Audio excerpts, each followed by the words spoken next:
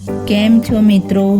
સ્વાગત છે તમારું મારી આ ચેનલ આરોગ્યનું ખજાનું.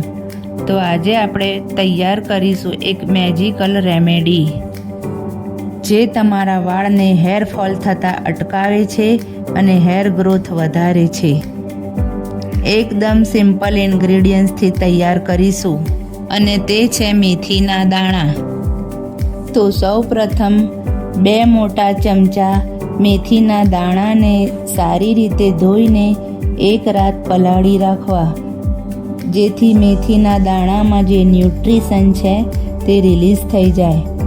ઓવરનાઇટ માટે જ્યારે તમે તેને મૂકશો તો સવારે તેનું પાણી ગોલ્ડન કલરનું થઈ જશે.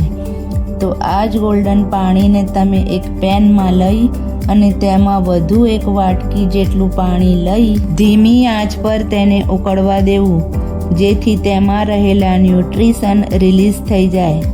પછી તેને ગેસ પરથી નીચે ઉતારી ઠંડુ પડે પછી તેમાં હેન્ડ બ્લેન્ડર ફેરવવું, જેથી સારી રીતે બ્લેન્ડ થઈ મેથીના દાણાનો જ્યુસ પણ તેમાં રિલીઝ થઈ જાય.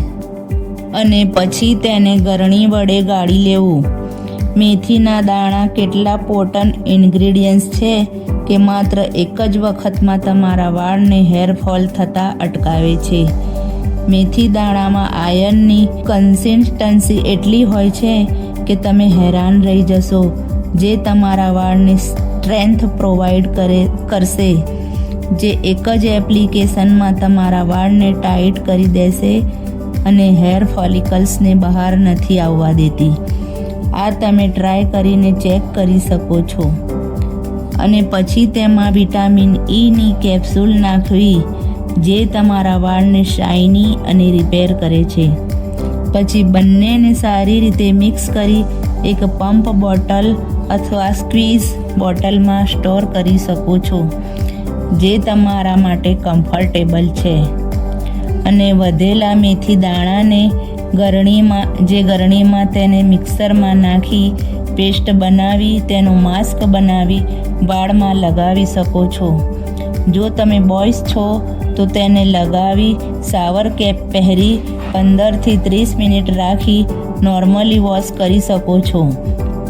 અને જો તમે લેડીઝ છો અને લેન્થ પર શાઇન ચાહો છો તો જરૂરથી એપ્લાય કરો અને પછી ધીમે ધીમે પાણી નાખી વોશ કરી લો, શેમ્પૂ કરી લો. તો કેવી લાગી આ રેમેડી? જરૂરથી ટ્રાય કરજો.